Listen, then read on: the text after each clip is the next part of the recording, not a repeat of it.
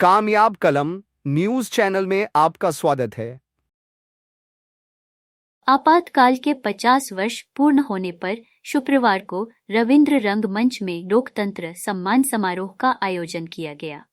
आयोजन की मुख्य अतिथि पूर्व केंद्रीय मंत्री स्मृति ईरानी ने आपातकाल में लोकतंत्र की रक्षा के लिए जेल गए और यातनाएं भोगी उन 33 परिवारजनों का सम्मान किया। साथ ही कहा कि यह मेरा सौभाग्य है कि मुझे लोकतंत्र की रक्षा करने वाले ऐसे प्रहरी लोगों का आशीर्वाद प्राप्त हुआ है। उन्होंने रविंद्र रंगमंच से अपने संबोधन में कहा कि यह मंच आज ना कोई उत्सव का मंच है, ना कोई चुनाव का मंच है। इस मंच पर आज एक अपेक्षा व्यक्त की गई कि जो नौजवान पीढ़ी है वो ना भूले कि आज जिस आजाद देश में आजाद सांसें हम भर रहे हैं, उस आजादी का भी मोल है। परिवारों ने, नागरिकों ने चुकाया है। यह मंच मात्र आज समाज को याद दिलाने का मंच है कि लोकतंत्र मात्र एक व्यवस्था नहीं, बल्कि हर नागरिक की जिम्मेदारी है, हर नागरिक का दायित्व है, हर नागरिक का अधिकार है, पर इन अधिकारों का हनन ना हो। ये मंच आज है, ना कोई उत्सव का मंच है, ना कोई चुनाव का मंच है। इस मंच पर आज एक अपेक्षा व्यक्त की गई कि जो नौजवान पीढ़ी है वो ना भूले कि आज जिस आजाद देश में आजाद सांसें हम भर रहे हैं, उस आजादी का भी मोल परिवारों ने, नागरिकों ने चुकाया है। ये मंच मात्र आज समाज को याद दिलाने का मंच है कि लोकतंत्र मात्र एक व्यवस्था नहीं, बल्कि हर नागरिक की जिम्मेदारी है, हर नागरिक का दायित्व है, हर नागरिक का अधिकार है। और इन अधिकारों का हनन ना हो, काम करने का मंच है। मूलचंद जी आज इस मंच पर जब बोल रहे थे तो चाहते तो अपने नेतृत्व का बखान कर सकते थे, चाहते तो अपनी महिमा का बखान कर सकते थे, लेकिन उन्होंने हम सब से मात्र यही एक अपेक्षा प्रस्तुत की कि जिस संविधान के संरक्षण के लिए उन्होंने और उन जैसे नागरिकों ने संघर्ष किया, जिस लोकतंत्र के संरक्षण के लिए उन्होंने और राष्ट्र भर के दायित्ववान नागरिकों ने जो अपनी ओर से शहादत दी, सहयोग दिया, समर्पण किया, उसे ये देश ना भूले। 50 साल बाद संविधान की हत्या का वो दिन क्यों याद करना?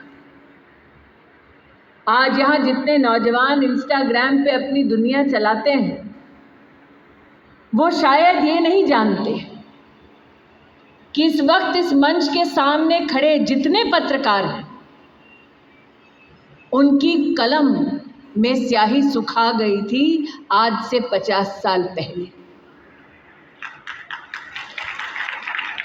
इस सभागार में जितने लोग उपस्थित हैं, वो आज पत्रकार की चकाचौंध को देखते हैं, लेकिन उनको याद दिलाना चाहती हूं कि 50 साल पहले इस देश के इतिहास में पहली बार इंडियन एक्सप्रेस जैसा अखबार भी छपा तो उसका पहला पृष्ठ पूरा काला था, क्योंकि कलम रोक दी गई। इसीलिए इतिहास ने कड़वी स्याही से हिंदुस्तान का सच लिखना शुरू किया।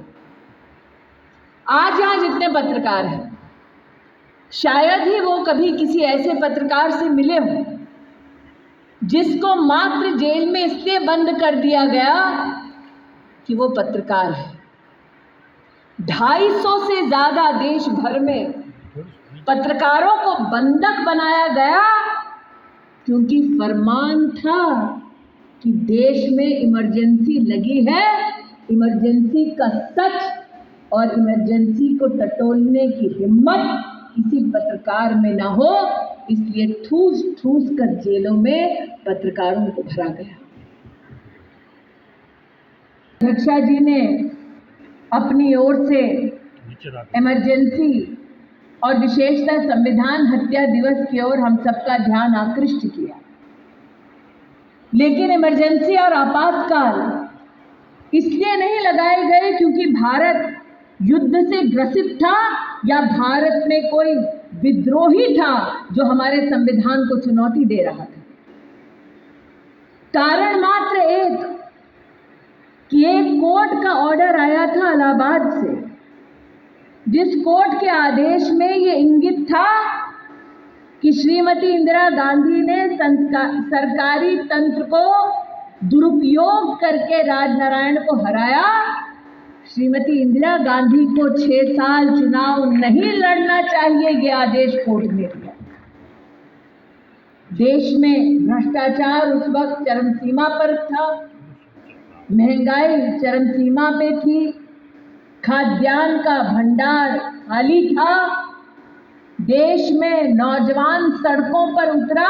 बिहार और गुजरात में तो नौजवानों ने सड़कों पर संघर्ष किया और सत्ताधारियों को चुनौती दी, जवाब में उनको जेल खानी पड़ी। देश में दिवंगत जॉर्ज फर्नांडिस जी ने 74 में सबसे बड़ा रेलवे का आंदोलन किया। छोटे छोटे कर्मी वो सड़कों पर उतरे, उन्होंने कहा सत्ता का सेवा करना, सत्ता का लोकतांत्रिक साधन बनना, ये स्वभाव होना चाहिए। अगर सत्ता गरीब को अपने पैरों तले कुचलेगी तो देश का एक एक नागरिक उस सत्ता के खिलाफ खड़ा हो जाएगा। इंदिरा गांधी को देश के नागरिकों ने चुनौती दी थी और इसीलिए आज जो लोग बेखबर हैं कि 50 साल पहले क्या हुआ, एक तरफ पत्रकार की कलम से स्याही सुखा दी गई और दूसरी ओर श्रीमती गांधी ने अपनी कलम से फरमान करवा दिया, राष्ट्रपति ने इमरजेंसी आपातकाल घोषित कर दिया। 1 लाख लोगों को जेल भरा गया, लेकिन ये 1 लाख वो जिनका रिकॉर्ड है। कई तो ऐसे जेल गए जिनका ना देह मिला ना कागज मिला, ये भी एक कड़वा सत्य है। उन 1 लाख में से बीकानेर में आज 33 का हमने बंधन किया है। ये हमारा सौभाग्य है कि हम इनके चरण। इसी तरह की और खबरें देखने के लिए सब्सक्राइब करें कामयाब कलम न्यूज़ चैनल।